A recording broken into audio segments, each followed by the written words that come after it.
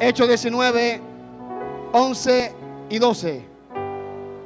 Dice: hacía Dios milagro extraordinario por mano de Pablo, de tal manera que llevaban los enfermos los paños delante de su cuerpo, y las enfermedades se iban y ellos y los espíritus malos salían. Repito el 12.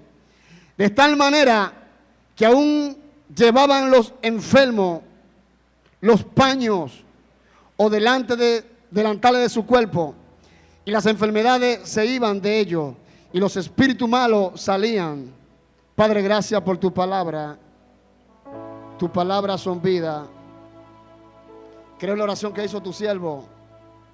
Simplemente te pido que espíritu de revelación y ciencia venga sobre mí para dar a conocer esta verdad.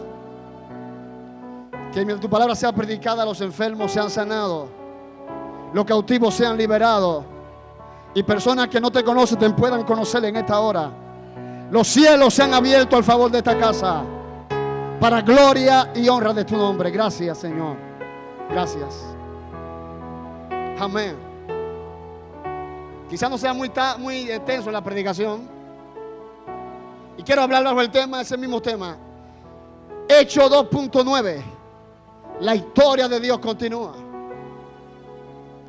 La gente se pregunta: ¿qué significa Hechos 2.9? Usted sabe que en calentura el 2.9 es uno de los grados más fuertes que existe en fuego. Pero usted sabe que los Hechos tienen 28 capítulos. Y nosotros dijimos Hechos 29, la historia de Dios continúa. Usted sabe que Jesucristo en esta tierra, cuando vino y trajo el evangelio, dice las palabras de Dios que Jesucristo empezó a hacer obra que ningún maestro lo hacía. De tal manera que esto llamó la atención a mucha gente. Y la gente decía: ¿quién es este? Este habla como quien tiene autoridad. Este hombre, Dios está con él, porque los milagros que él hace nadie lo puede hacer. Aleluya. Y Jesús empezó a marcar la diferencia en Israel, a tal manera que empezó a llamar la atención. Pero la voluntad de Jesús, escúchenme bien, iglesia, era duplicarse en esos 12 hombres. Él dejó 12 hombres para que prosigan la obra que él había establecido en la tierra. Él dejó 12 hombres, que esos 12 hombres iban a establecer el reino de Dios en esta tierra. Aleluya. ¿Y qué pasó? Que Jesús murió, y como hablaba David anoche, él le dijo: no se vayan de Jerusalén hasta que no sean llenos del Espíritu Santo. Para poder multiplicarse mucho y hacer la obra de Dios en esta tierra, es necesario que la gente tenga que llenarse del Espíritu Santo en su vida. Aleluya. Hay una historia que me llama la atención. Se cuenta la historia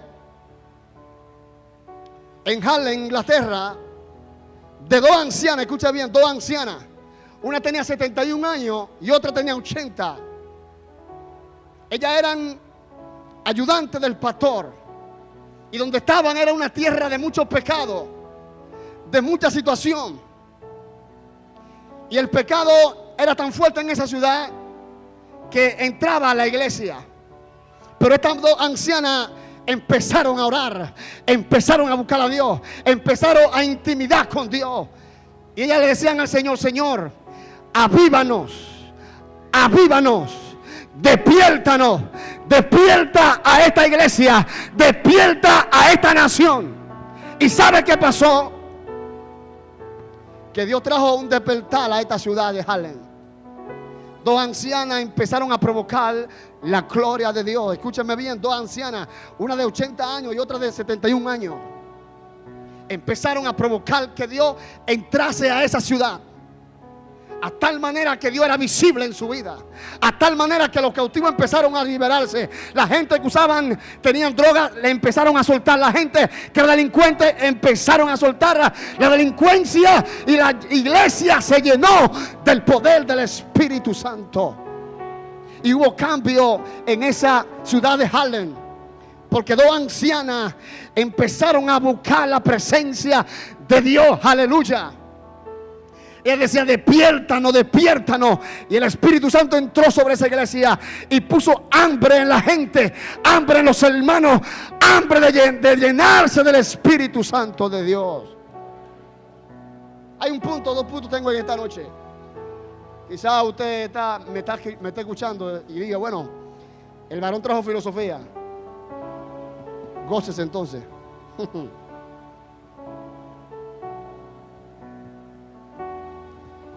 Escucha el punto. Hombres comunes y corrientes con llamado sobrenatural. Repítalo. Hombres comunes y corrientes con un llamado sobrenatural.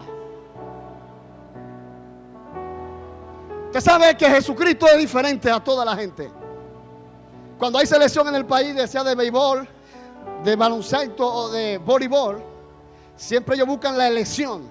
Buscan a los mejores peloteros, a los mejores baloncestistas, a las mejores mujeres que juegan voleibol, porque van a representar el país. Escúcheme bien, pero Dios en este caso buscó gente, hombres comunes y corrientes, que iban a transmitir el poder de Dios sobrenatural. Buscó gente que bregaban con la mar, gente que eran pecadores, gente que sabían de la despeca. Aleluya. Y en una ocasión él está ahí en Nazaret y le dice a Pedro: Pedro, boga mal adentro. Y Pedro le dice: pero maestro, toda la noche hemos estado remando y nada hemos conseguido. Y Jesús le dice: boga mal adentro. Y dice que estaba lavando sus redes. ¿Sabe qué se entiende eso? Eso está en Lucas 5. Lavando sus redes, que era símbolo del fracaso, símbolo que habían terminado la pesca, símbolo que ya estaban fracasados, no había nada. Pero Jesús le dice: boga mal adentro. Aleluya. ¿Y qué pasó? Que cuando bogaron mal adentro y Pedro tiró las redes, dice que agarró tan cantidad de peces que tuvieron que llamar a otra barca para poder asistirlo a ellos. Y fue una pesca milagrosa. Y Jesús, Pedro le dijo: apártate de mí, que soy hombre pecador. Hombres comunes y corrientes con un llamado sobrenatural. Hombres comunes y corrientes con un llamado sobrenatural. Cuando hablamos de hombres y comunes, lo que estamos diciendo es que hombre sujeto a pasiones, hombre sujeto al pecado, hombre igual que tú y como yo, tienen el poder de Dios para hacer cambio en las ciudades, no importando la situación que esté pasando en la ciudad. Si tú empiezas a creerle al Dios que te llamó, al Dios que te marcó, algo tiene que pasar con tu vida. Aleluya. Hombres comunes y corrientes, pero con un llamado de Dios en su vida, que no hay nadie que te pueda detener, porque Dios te marcó con un propósito para que la gloria de Dios sea manifiesta en tu generación. Aleluya. Pero ¿sabe qué pasa? Que estos hombres comunes y corrientes, habían requisitos que ellos tenían que cumplir. Lo primero, que tenían que tener relación con el Señor Jesucristo, para poder transmitirle al mismo Cristo en su vida. Donde leímos, nos muestra un pasaje y dice que hacía Dios milagros extraordinarios a través de Pablo, el apóstol. Y esa palabra en el original, ¿sabe qué dice? Que los milagros eran comunes, cosas de todos los días, cosas de todos los días. Pero Pablo empezó a intimidar con el Señor Jesucristo. Pablo empezó a buscar la intimidad de Dios. Pablo empezó a ser conocido en el reino de la tiniebla. Y él dijo: ya no vivo yo, sino Cristo vive en mí. A tal manera que los demonios no veían un simple Pablo, veían a Cristo dentro de Pablo. En otras palabras, Cristo se duplicó en el mismo Pablo. Aleluya. para que Él fuera instrumento de bendición, para que Él fuera instrumento de gloria, no solamente a Jerusalén, sino al mundo entero. Y hoy hablamos de Pablo, porque Pablo entró a la presencia de Dios. Aleluya. Porque tuvo relación. Y cuando hay relación, hay santidad. Y la santidad es más de lo que la gente piensa. La gente piensa que la santidad es ponerse una falda por aquí, con el respeto de mucha gente que me puede escuchar, y muchos moños así. La santidad empieza de adentro y sale afuera. Se lo voy a repetir. La santidad empieza adentro y tiene que salir afuera. Porque hay gente que quizás se visten ordenadamente, pero a veces su corazón no es íntegro. Su corazón no es íntegro. Hay situación. También hay consagración. Y aquí quiero pararme un ratito para entrar al otro punto. El sacerdote del Antiguo Testamento, o mejor dicho, el sumo sacerdote, él era el representante de Israel. Él representaba a todo Israel. Pero cada vez anual, él entraba, escúcheme bien, predicador, él entraba al lugar santísimo para presentar el sacrificio anual. Aleluya. Pero me llama la atención su ropa. Él tenía un elfo que decía todo lo que él hacía. Una ropa por aquí que tenía las 12 piedras de Israel que simbolizaban el pueblo. Tenía una túnica bien bonita, todo bien. Y esa ropa, escúchame bien, decía lo que él representaba, decía lo que él hacía, decía quién él era. Aleluya. Pero en medio de esa ropa, él tenía un cordón acá. Escúcheme bien, un cordón que brotaba aquí una granadilla. ¿Sabe qué significa esa granadilla? Era una granadilla, una fruta, pero era en tela. Que eso es símbolo del fruto. Escúcheme bien, el fruto. La ropa decía quién era. El hombre de Dios, el hombre que presenta el sacrificio. Pero ese hombre, la granadilla decía el fruto de Dios en su vida. Y voy a explicar. El sacerdote, cuando entraba al lugar santísimo, tenía que tener intimidad personal con Dios. Escúcheme bien, predicador que me está escuchando. Los dones dicen quién tú eres. Se lo voy a repetir. Los dones dicen quién tú eres, pero el fruto dice, no, mejor dicho, contrario. Los frutos dicen lo que tú haces, los dones, pero el fruto dice quién tú eres. Es decir, que cuando él entraba ya al lugar santísimo, si él no tenía intimidad personal, ¿sabe qué pasaba? Caía muerto. Caía muerto, tenían que jalarlo con una soga. Pero cuando él tenía intimidad personal, todo bien. ¿Y sabe qué es símbolo de eso? O sea, para mostrar la gloria, no es simplemente que yo pueda predicar y saltar y hablar en lengua y decir que soy hombre de Dios. No. Lo que me va a llevar al cielo y me va a hacer un hombre digno es la integridad, que es el fruto de Dios en mi vida. Por eso hoy en día hay mucho conocimiento, mucha revelación, mucha ciencia, muchos códigos, pero hay poca esencia. Hay gente que ministra en los dones, fluyen en los dones, pero hay poco fruto de Dios en muchos predicadores.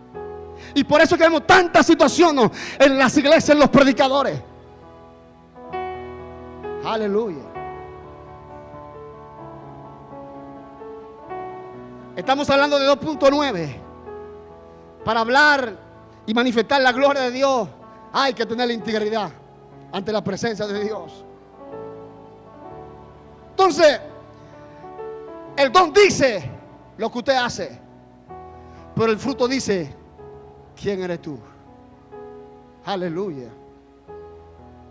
El fruto dice quién eres tú. El fruto dice quién yo soy. Yo puedo predicar en un escenario y hablar y profetizar y cantar y zapatear, y mi traje dice, ese es un predicador, es un predicador de Romana. Pero el fruto que dice, ve a ver su casa, ¿Cómo anda? Predica, pero tiene 2 mujeres. Predica, pero enamora a la muchachita al lado de su casa. Profetiza, pero tiene vida no conforme a Dios.